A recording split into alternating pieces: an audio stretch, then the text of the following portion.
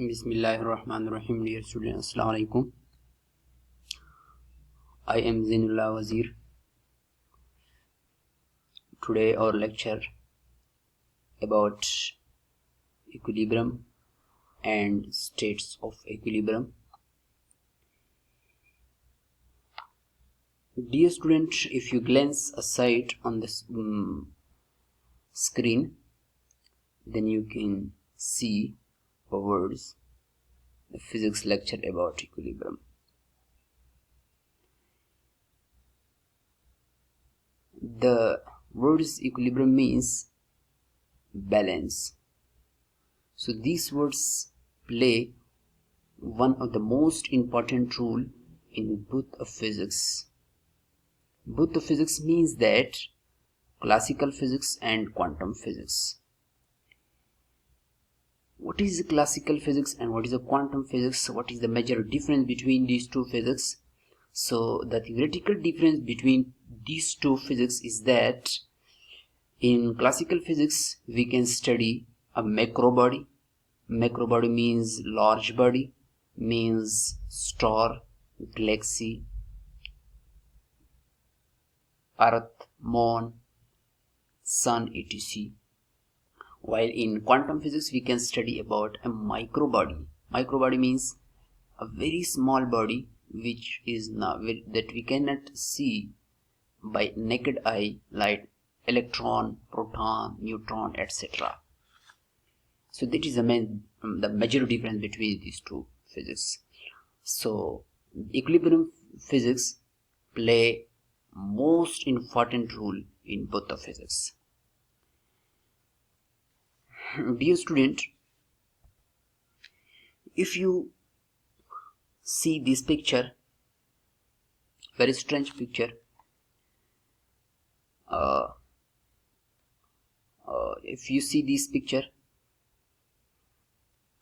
तो फिर आप लोग ज़रूर हैरान होंगे कि ये here is a spherical body, one of the elephant is standing on this spherical body. How it is possible? What is the logic behind?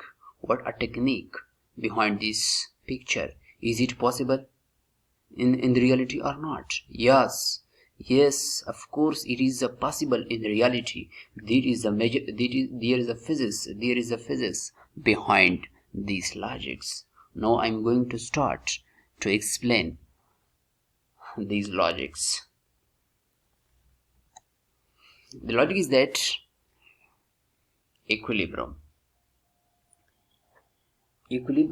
का डिफिनीशन जो है, यहाँ पे दो डिफिनीशन आप लोगों को नजर आ रहे हैं हमारी स्क्रीन पे. फर्स्ट डिफिनीशन जो हमारे पास है, ये डिफिनीशन आपको नजर आ रहा है. First definition, this green pot से ऊपर वाला जो व्हाइट पॉट्स है, इसमें दो लाइन का दो सेंटेंस लिखे हैं. If a body is moving with uniform velocity और at rest in the presence of several forces are called equilibrium. Dear student, यहाँ पे इस डिफिनीशन को, ये जो मेरे थोड़ा डिफरेंट राइटिंग किया है, velocity, third one is rest, while the second one is rest, third one is several forces. इन तीन चीजों का अगर आप लोगों को समझ आ जाए तो यकीनन तकरीबन आपको इक्विलिब्रियम समझ आ जाएगा.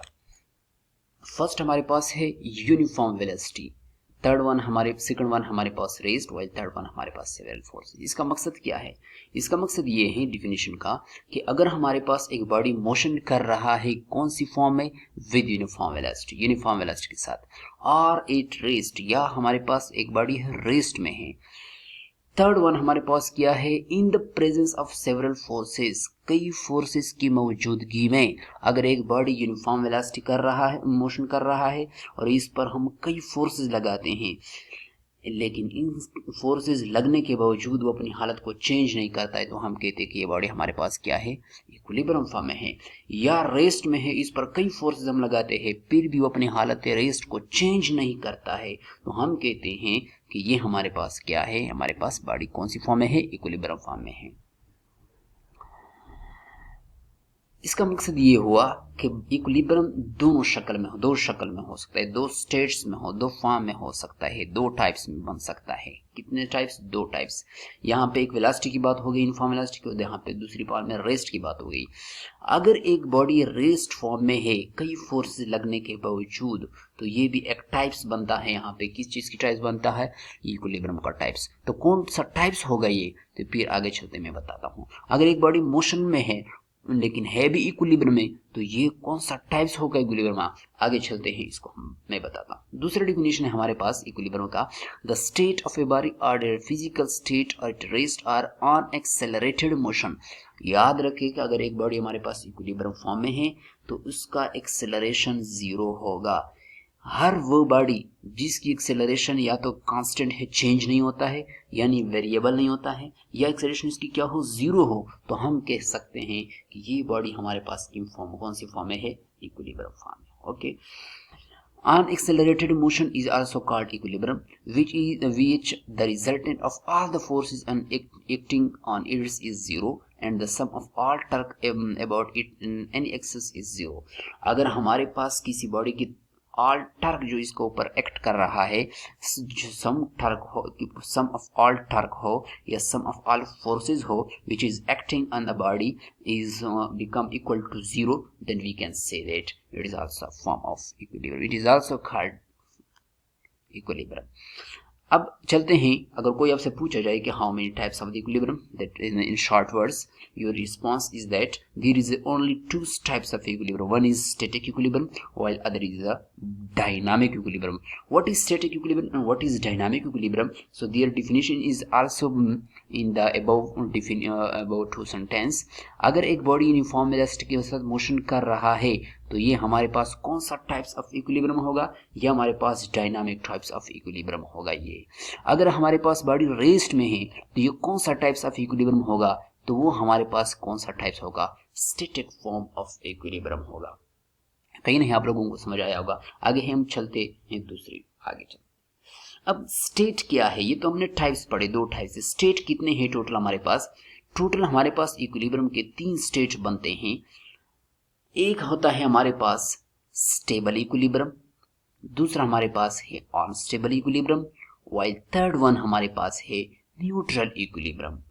तो इन तीनों पिक्चर को अगर आप लोग देख ले और इसके ऊपर गौर भी कर ले तो यकीनन आपको इन पिक्चर से तकरीबन 50% ये अंदाजा हो जाएगा कि इन तीनों में क्या फर्क है असल में.